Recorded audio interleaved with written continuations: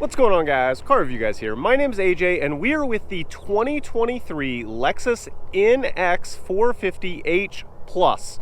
Plus indicating this is the plug-in hybrid along with obviously the combustion motor, doing 0 to 60 in around 5.7 seconds. Pretty impressive vehicle. This one you can see is aggressive right from the front. This is the FSport handling package, and this is the full review. We're going to start with the exterior, work our way to the interior, then we're going to take it on a drive. Let's roll.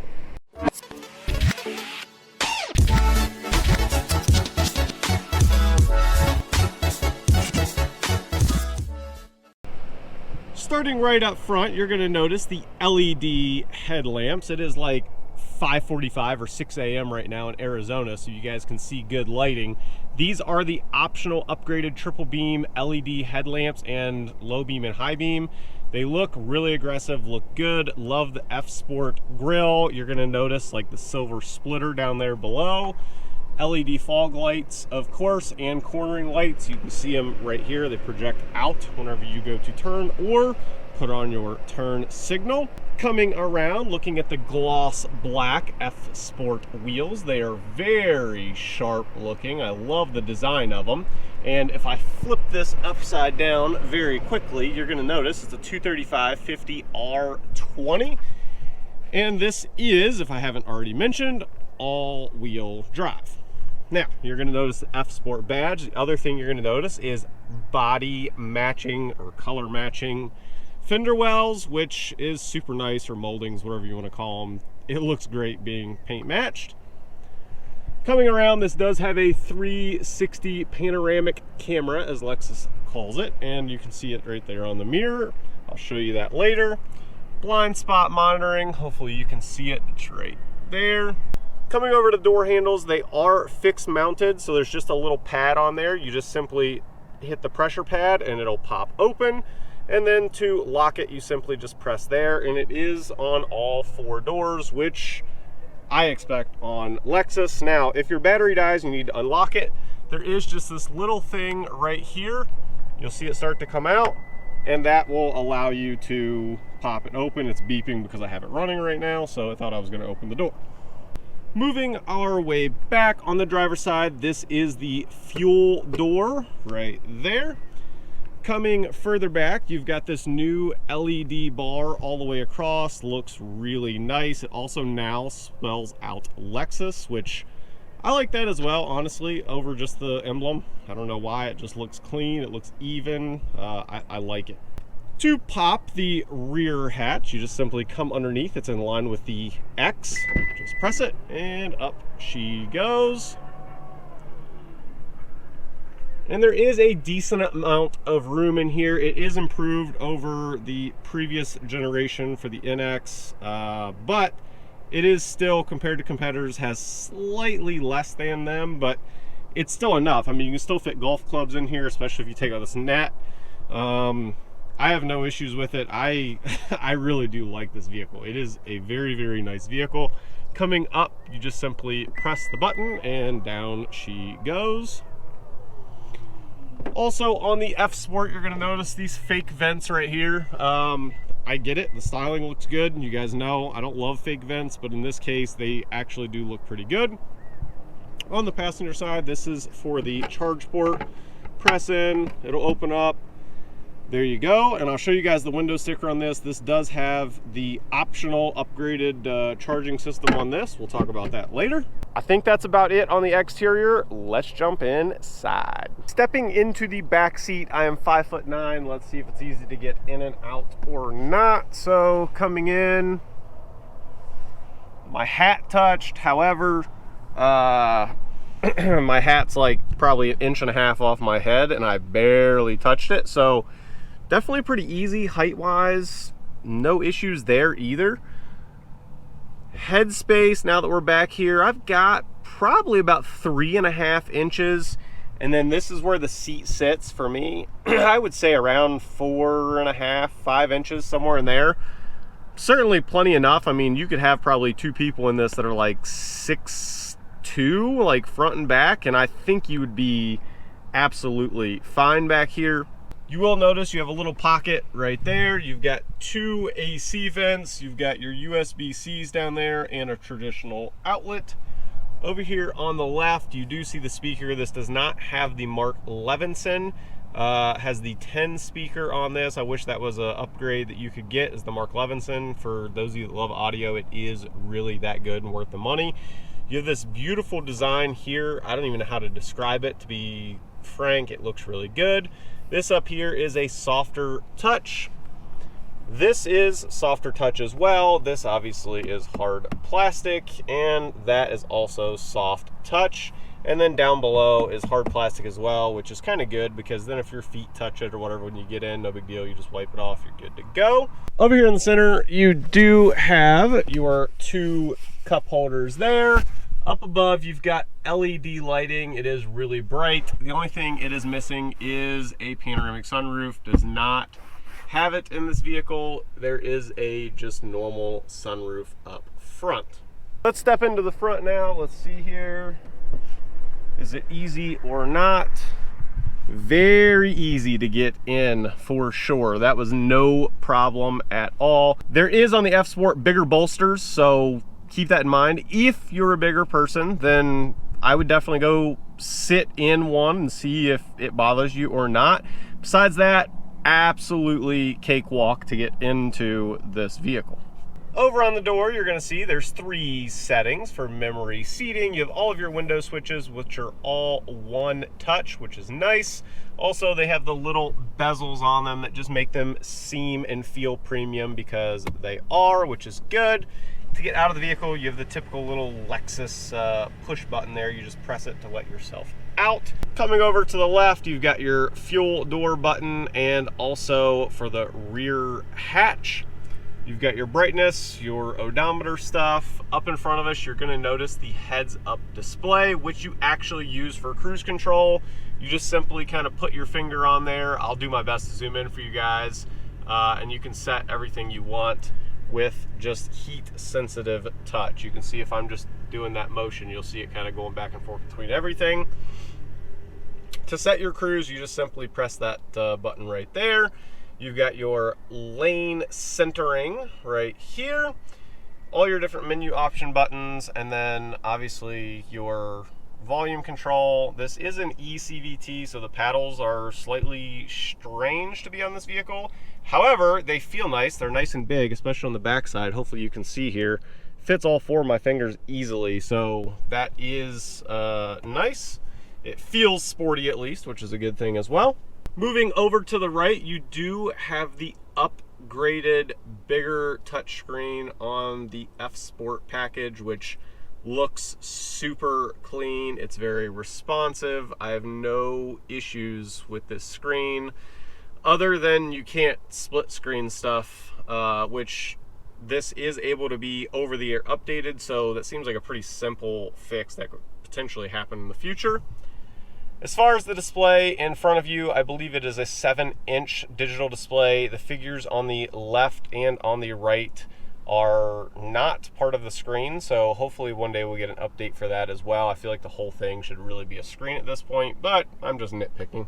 Back over to the right, you're going to notice here you've got all of your different modes, drive modes. You have your camera view. If you simply press it, it is very strange looking just to press that button, but the camera quality is finally upgraded. It looks much better than it used to, and having a 360 camera on a vehicle is really nice to have, just to watch out for curbs and whatever else. You're going to notice on the screen you've got all of your climate controls here, dual zone temperature, you've got heated seats, cooled seats, heated steering wheel. Really easy to use. Once again, love how Lexus actually set it up. Some of you may actually wish there was more buttons. I kind of understand that, but nonetheless, this is what you have, and it is easy to use. Coming down below, this is fairly standard on Lexus, this little shift knob. You just simply go over, up, that's reverse, and there's your camera view for you to see. Coming back down, simply put it over and down for drive, and obviously press the P for park. your parking brake, you have 2 cup holders, you have a wireless phone charger, you have USB-C, USB-A, another little cubby back here, I don't know, maybe 2 inches deep. You can press the charger out of the way if you would like, and you can put more things down in there. It's fairly deep. Simply press it, it'll go back. Center console is, of course, the dual opening, so you can open it from either side. It is a good size in there, which is always nice to have. Good to have storage. Your glove box, you just simply press the button, open it up, and while we are here, let's take a look.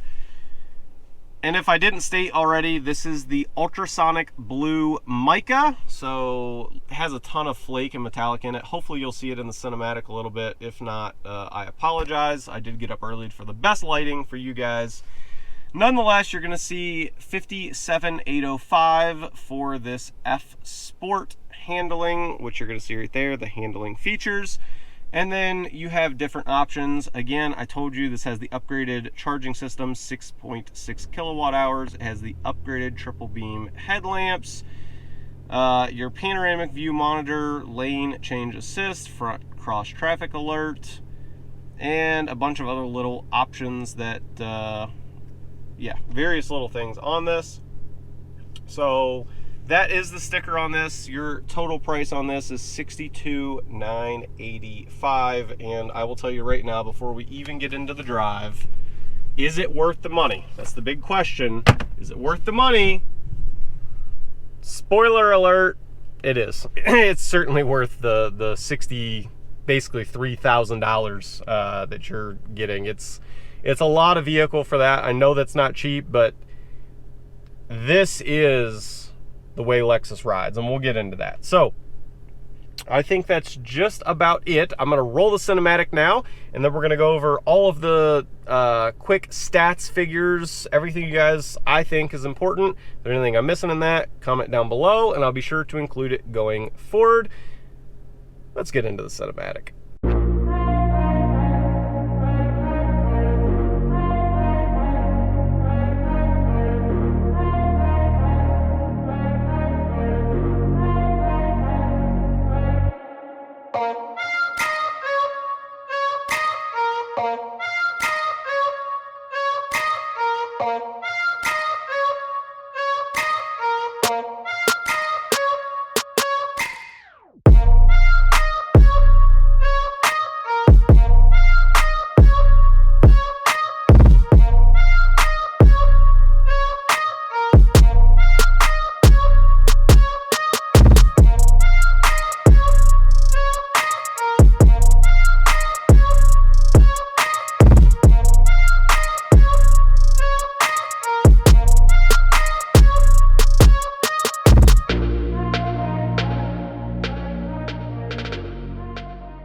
Okay, as quickly as possible, some of the quick stats and figures on this vehicle. The curb weight is coming in at just under 4,500 pounds.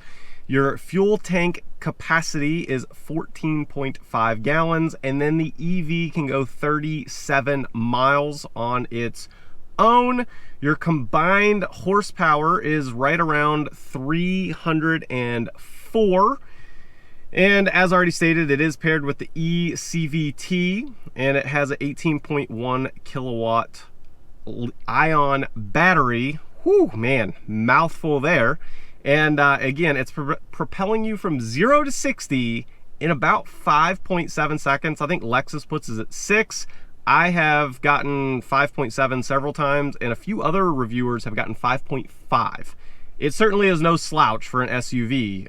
It's a little bit less horsepower in this segment than maybe some competitors, but it is a little bit lighter than some of the competitors as well. So again, it's kind of offsetting it. The 4-cylinder motor is an inline-4 2.5 liter.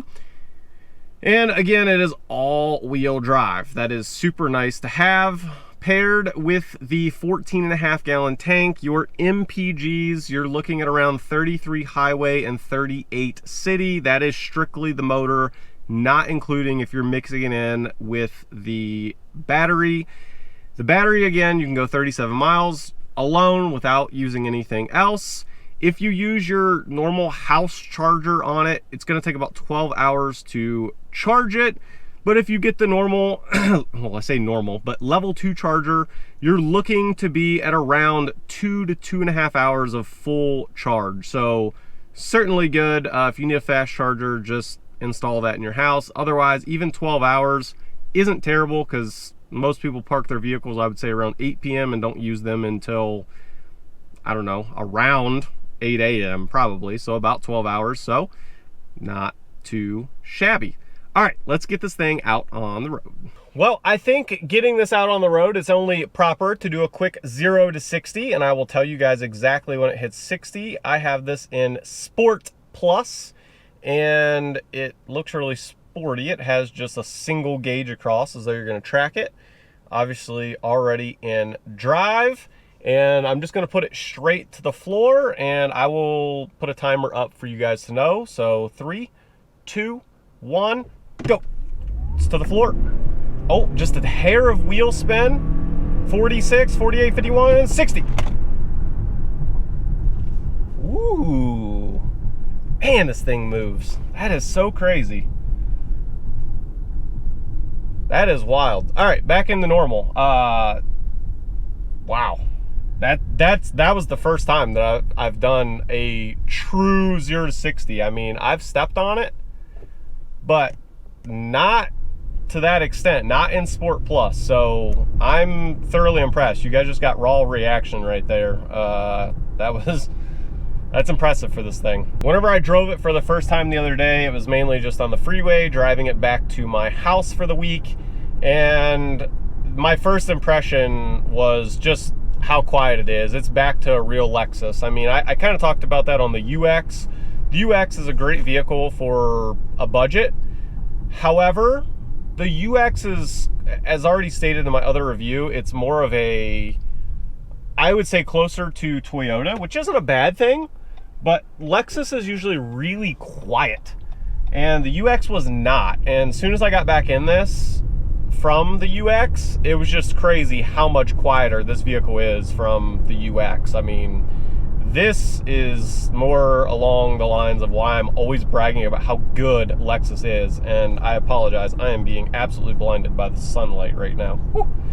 It's probably brutal for you guys to look at, but hey, you know, is what it is. Along with the Lexus badge, not only is it quieter, it is also more comfortable. The suspension is soft, but also firm, because it's the FSport handling. So you go around turns, your body roll is not bad at all for an SUV.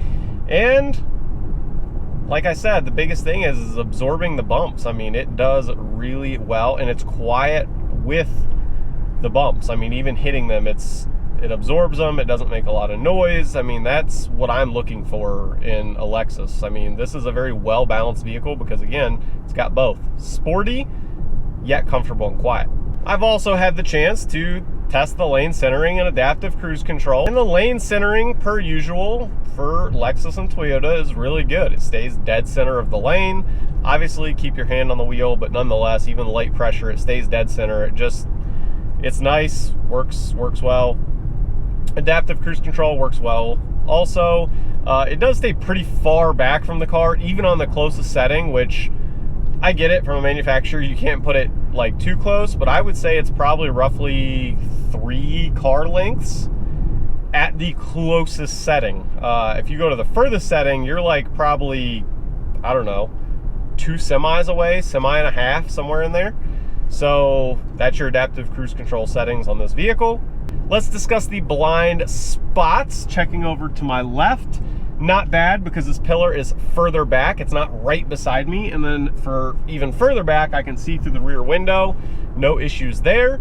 Obviously out in front of me, no problems. Windshield's nice and big. Checking over to the right, virtually no blind spots. The windows are perfect in this vehicle, the way the setup is. As far as the drive modes go, that's one question you guys always ask. Is there a difference? There is absolutely a difference. You can feel it in the suspension and also the acceleration. They've done a really good job at separating the two. The only one that's a little questionable is Sport to Sport Plus.